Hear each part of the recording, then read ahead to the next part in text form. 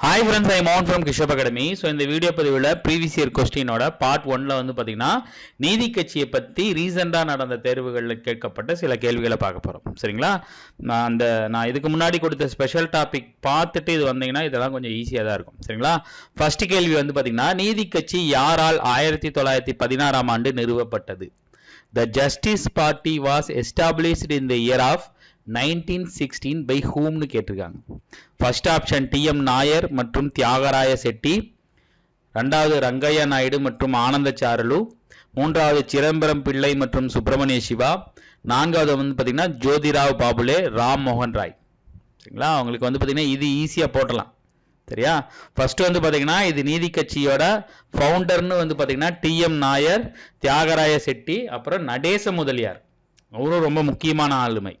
அவரோட பேர் வந்துச்சுன்னா அவரையும் சேர்த்து தான் நீங்கள் போடணும். சரிங்களா? ரெண்டாவது இருக்கிற ஆப்ஷன் பாருங்க, ரங்கையா நாயுடு மற்றும் ஆனந்தச்சாரலு வந்து பார்த்தீங்கன்னா இந்த சென்னை மகாஜன சங்கம் அப்படிங்கிறது ஒன்று ஆரம்பிச்சிருப்பாங்க இல்லையா 1884.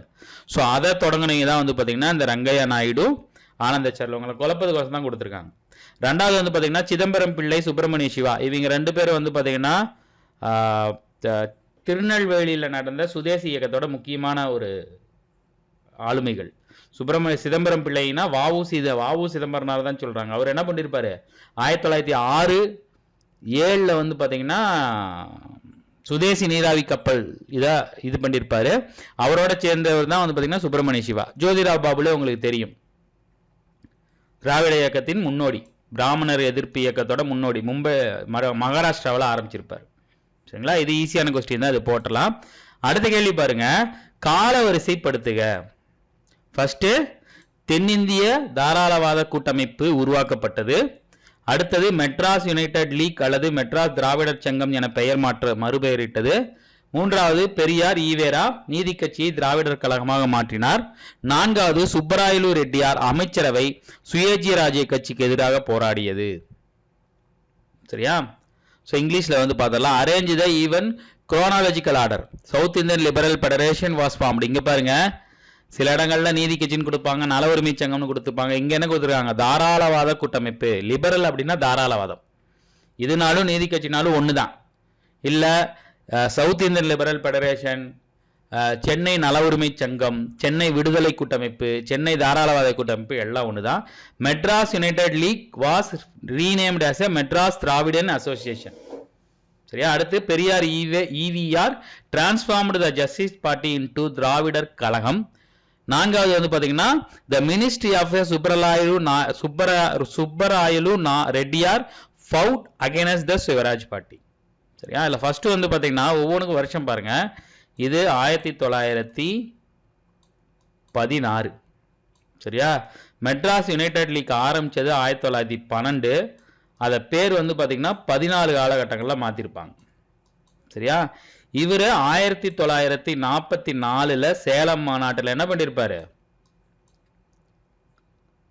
நீதி கட்சியோட பேரை திராவிடர் கழகம்னு பேர் மாத்திருப்பாரு. சுப்பராயலு ரெட்டியாரோட அமைச்சரவை வந்து பாத்தீங்கன்னா 1920. சரியா? ஸோ 20-23 காலகட்டங்கள்ல தான் இவர் இருந்திருப்பாரு. 20-21 23ல தான் வந்து பாத்தீங்கன்னா சுயராஜ்ய கட்சி ஆரம்பிச்சிருப்பாங்க. அப்ப நம்ம வந்து அந்த காலகட்டங்கள்ல என்னன்னு எடுத்துக்கலாம், 23ன்னு வச்சுக்கலாம். சரியா? 23ன்னு வச்சுக்கலாம். இதுவே சுப்பராயலு ரெட்டியார் அமைச்சரவை ஃபார்ம் பண்ணது அப்பன்னு கேட்டாங்கன்னு வந்து பாத்தீங்கன்னா 20. ஸோ இப்போ ஃபர்ஸ்ட் என்ன வருது, மெட்ராஸ் யுனைடெட் லீக். ரெண்டு எங்க வருது, ரெண்டு இடத்துல வருது. சரியா? அடுத்து 12-14 அப்புறம் இதை ஃபார்ம் பண்ணது 16. ஸோ 2-1 இதுதான் ஆன்சர். பாருங்க, இது ஸ்கூல் புக்ல இருக்காது, மெட்ராஸ் யுனைடெட் லீக்கும் இருக்காது. இது ரெண்டும் உங்களுக்கு தெரிஞ்சாதான் போட முடியும். சரியா? ஸோ 3 தான் கடைசி வரும் அப்படிங்கிறது எல்லாத்துக்குமே தெரியும். அதனால தான் உங்களை குழப்பறதுக்கு இங்கேயும் 3 கொடுத்துருக்காங்க, இங்கேயும் 3 கொடுத்துருக்காங்க. ஸோ அதனால தான் நான் அந்த வீடியோவில் சென்னை பிராமணர் அல்லாதோர் சங்கம், அப்புறம் வந்து பார்த்தீங்கன்னா மெட்ராஸ் யுனைடெட் லீக், அதை திராவிடர் கழகம் அல்லது சங்கமாக பேர் மாற்றினது, இது எல்லாமே சொல்லியிருப்பேன். ஸோ ரொம்ப முக்கியமான கொஸ்டின் பார்த்து வச்சுங்க. இங்க பாருங்க, இது 2025 நடந்த குரூப் 4ல கேட்கப்பட்ட ஒரு கேள்வி. சரியா? இது ரெண்டுமே. ஸோ அடுத்து வந்து பார்த்தீங்கன்னா பனகல் அமைச்சரவையின் போது தமிழ்நாட்டில் பணியாளர் தேர்வு வாரியம், தேர்வு ஆணையம் இல்ல, நான் வீடியோல தேர்வு ஆணையம் அல்லது தேர்வு வாரியம்னு சொல்லியிருப்பேன். நிறைய இடங்கள்ல தேர்வு வாரியம் தான் கொடுத்திருக்காங்க. எந்த ஆண்டு நிறுவப்பட்டது? இன் Tamil Nadu which year the Staff Selection Commission Board SSB was established by Panagal Ministry. எப்ப? பனகல் அரசர் 1921 வந்துருவாரு. அதுக்கப்புறம் 23 இருந்து 26 வரைக்கும் அவர் தான் இருப்பார். ஸோ 1924 தான் தொடங்கியிருப்பாங்க. இதுவே பொதுப்பணியாளர் தேர்வு வாரியம் அப்படின்னு கொடுத்தாங்க அப்படின்னா 1929.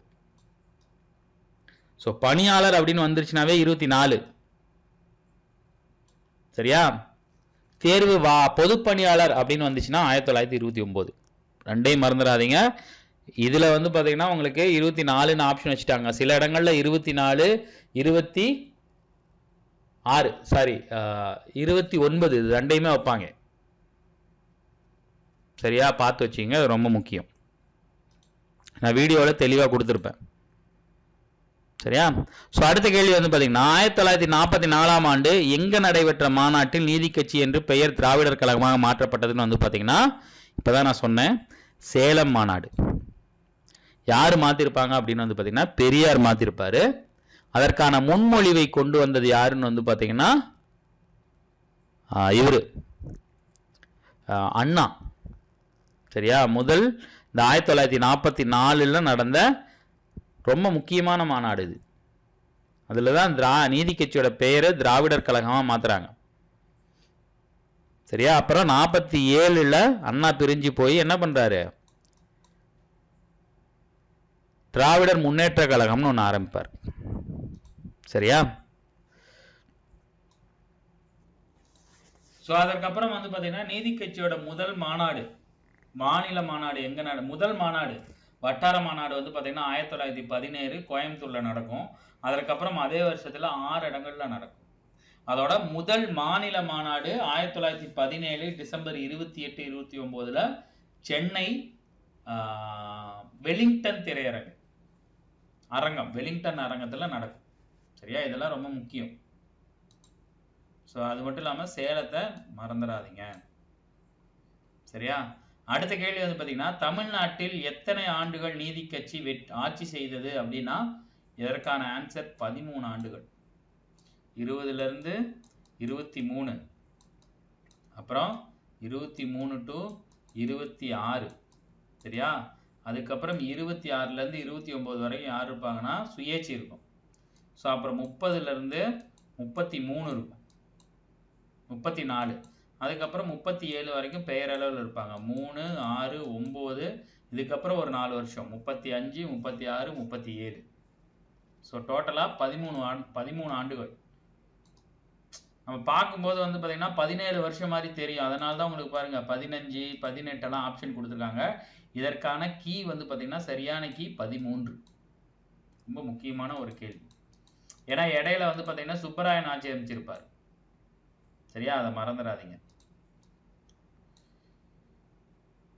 ஸோ அதுக்கப்புறம் வந்து பார்த்தீங்கன்னா கடைசி கேள்வி, தென்னிந்திய விடுதலை இயக்கம் உருவாக்கப்பட்டது எதரை ஊக்குவிப்பதற்காக? South Indian Liberal Foundation was created to promote.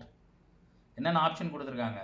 பிராமணர் அல்லாதவர்களின் அரசியல் நலனை ஊக்குவிப்பதற்காக, பொருளாதார நலன், சமூக அந்தஸ்து, எதுவும் இல்லைன்னு கொடுத்துருக்காங்க. ஆப்வியஸா இதற்கான ஆன்சர் என்னன்னு வந்து பார்த்தீங்கன்னா பிராமணர் அல்லாதவர்களின் அரசியல் நலன். சரியா? இது இல்லாம குரூப் 1ல குரூப் 4ல ரொம்ப இன்ட்ரெஸ்டிங்கான கேள்வியெல்லாம் கேட்டிருக்காங்க. ஸோ அந்த கேள்விக்கும் நான் வந்து பார்த்தீங்கன்னா அடுத்த வீடியோவில் ஒரு 5-6 ஒரு 7-8 கேள்வி எடுத்துட்டு வரேன் நீதி கட்சி பற்றி. ஸோ அதெல்லாம் பார்க்கும்போது உங்களுக்கு நீதி கட்சியை பற்றி இன்னும் சில எக்ஸ்ட்ரா தகவல்கள்லாம் தெரிய வரும். சரியா? ஸோ இந்த வீடியோ பதிவு உங்களுக்கு பயனுள்ளதாக இருக்கும்னு நினைக்கிறேன். இதே மாதிரி அடுத்த ஒரு வீடியோ பதிவில் நம்ம சந்திப்போம். தேங்க்யூ.